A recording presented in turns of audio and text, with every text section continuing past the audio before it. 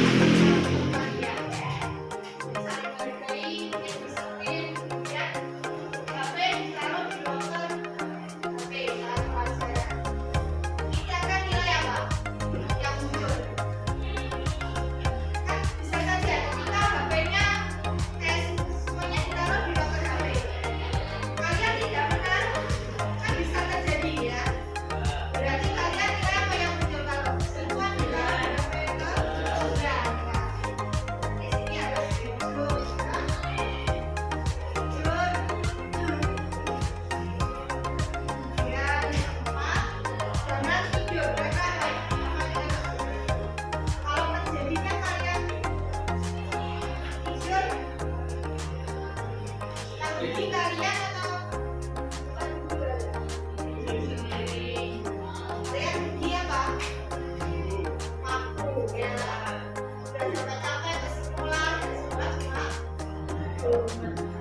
jadi di sini yang keempat menghargai waktu. Saatnya semua mengerjakan. Ada 4 nilai ya yang harus kita jumpai di kelas. Yang pertama saling menghargai antara teman maupun guru. Yang kedua disiplin waktu.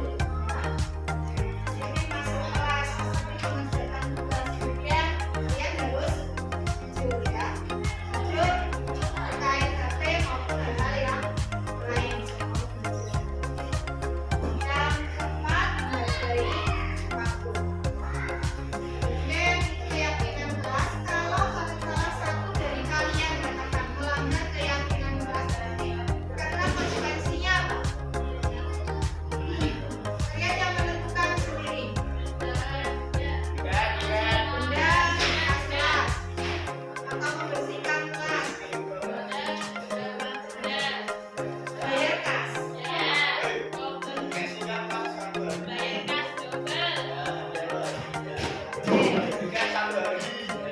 Bukan yang membersihkan kelas angkat tangan dulu. Bukan yang melanggar. Apa yang katakan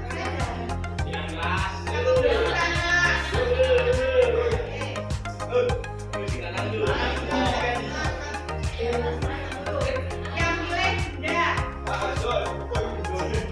Yang boleh denda ya berarti ya, bayar kas kelas ya.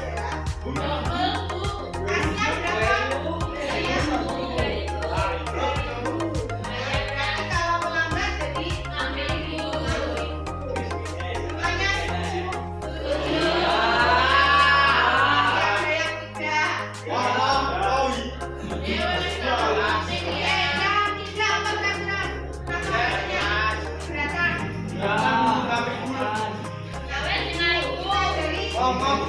Cari jalan tengahnya ya.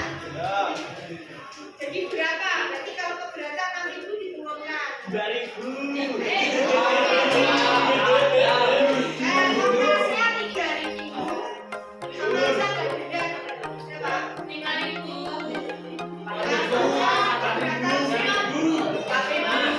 Yang 4.000